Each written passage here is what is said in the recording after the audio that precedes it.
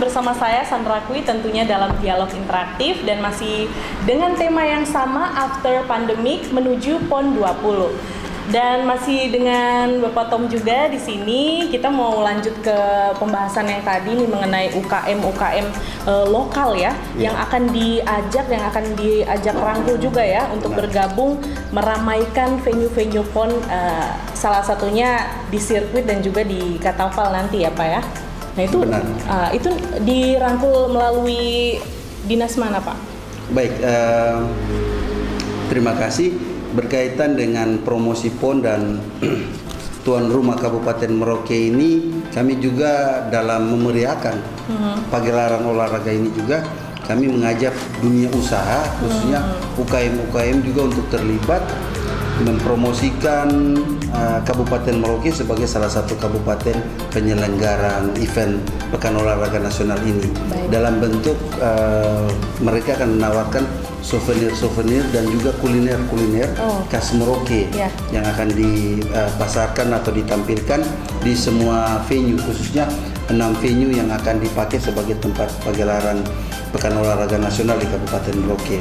Untuk dinas sendiri yang akan mengakomodir semua UKM-UKM itu melalui Dinas Perindakop, Perindustrian dan Perdagangan Kabupaten Merauke, yang mana kita sudah kemarin. Dan itu tergabung dalam Subdapon juga ya Pak ya? Mereka tergabung dalam panitia Subdapon yang membidangi bagian pemasaran. Baik. 2 minggu lalu kami sudah mengajak mereka untuk mengunjungi venue-venue untuk melihat di sekitar area venue itu di mana nanti diletakkan semua tenda-tenda yang akan digunakan untuk tempat sebagai menaruh cenderamata, kuliner khas Merauke yang akan ditampilkan di sekitar arena venue sirkuit. Kalau di sirkuit ada berapa stand yang disediakan? Diperkirakan mungkin di sirkuit itu ada sekitar 100 tenda yang nanti kami usahakan untuk bisa dipasang di sana. Baik, itu UKM dari kota atau dari distrik sekitar juga diajak untuk bergabung Pak? Iya, benar sekali. Kemarin pada saat kunjungan lapangan kami juga mengajak Pak Distrik Tanah Miring, Pak Rizky, untuk bersama-sama dengan kami untuk melihat lokasi. Jadi Pak Distrik juga sudah menyampaikan ke kami berkaitan dengan UKM-UKM lokal di sekitar area bermotor Kebun Coklat itu akan dilibatkan kurang lebih mereka yang nanti dari daerah Erom, terus mereka dari daerah SP7, SP8 dan juga masyarakat yang ada di kampung bukan Golar tapi satu Kampung Bat. Kampung Bat. Iya. Wah, jauh sekali itu.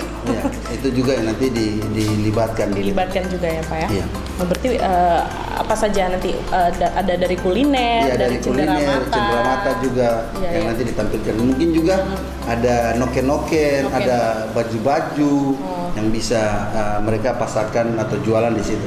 Jadi bagi mereka-mereka yang mungkin ada keinginan untuk berjualan bisa langsung berkomunikasi dengan dinas terkait, dalam hal ini Dinas Perindakop, agar mereka juga bisa terlibat memeriahkan pelaksanaan pagelaran PON ke-20 tahun 2021 ini. Nah, itu dia informasi yang menarik nih buat pemirsa di rumah yang punya usaha-usaha ya. Bisa langsung mendaftar ke Perindakop ya Pak ya? Iya, betul. Pastinya juga nanti ada ketentuan-ketentuan khusus ya, itu nanti tergantung bagaimana kebijakan dari Subdapon sendiri. Iya, betul sekali. Nah, mekanismenya mungkin ada di SKPD terkait. Jadi nanti ketika mungkin pergi ke sana bisa dapat informasi di Dinas Perindakop hal-hal apa saja yang akan disiapkan atau persyaratan apa saja begitu. Untuk bisa mendapat jatah satu stand untuk berjualan di sana. Oh, berarti sudah hampir rampung sekali ya Pak ya, dari venue olahraga, kemudian juga mes atlet, kemudian juga fasilitas umum, dan saya lihat juga beberapa objek pariwisata di Merauke juga sedang dibenahi ya Pak ya. Apakah ini juga merupakan salah satu langkah persiapan menuju ke PON 20? Benar sekali. Tadi kita hampir lupa ya Sandra, ternyata itu destinasi wisata juga belum tersentuh. Kemarin itu saya baru sampai di salah satu tempat objek wisata yang ada bekerja sama dengan Balai Taman Nasional Wasur di sebelum dapat BIRAS, yaitu Iya, Bumi Perkemahan, betul sekali. Itu lagi dikembangkan destinasi outbound-nya. Saya lihat itu sudah sangat bagus dan saya berkomunikasi dengan salah satu LSM yang mendampingi mereka untuk mengembangkan itu. Dari Genpi ya? Iya, dari Genpi, benar sekali. Karena tadi kemarin beberapa minggu lalu juga saya dengan teman-teman juga sempat berkunjung ke sana dan itu sudah dibenahi luar biasa sekali. Bagus sekali, betul sekali. Nah, dan itu mungkin juga menjadi salah satu tempat tujuan wisata pada saat pelaksanaan PON nanti. Jadi mereka dari Bumi Perkemahan dulu baru pergi ke Pelben Sota. Betul. Itu juga yang sudah cantik sekali. Benar ya Pak sekali, ya? benar. Dan saya sudah membangun komunikasi dengan mereka. Ada satu yang belum, yaitu di Tablem. Di Tablem. Tablem ini juga bagus karena sekarang ini destinasi wisata Merauke itu ada juga di Tablem. Saya juga belum sempat membangun komunikasi dengan Pak Bicu di sana yang punya. Nanti pasti dalam waktu dekat saya akan membangun komunikasi supaya ada pembenahan ataukah ada yang bisa kami bantu untuk dorong sehingga tempat wisata itu bisa dipublish sehingga pada saat nanti pelaksanaan PON orang bisa berkunjung ke sana untuk melihat pemandangan yang ada di sana. Betul karena objek pariwisata ini juga merupakan daya tarik ya dan ini kesempatan kita nih apalagi PON ini merupakan ajang nasional pastinya kan banyaklah masyarakat dari seluruh Indonesia akan datang ya Pak ya.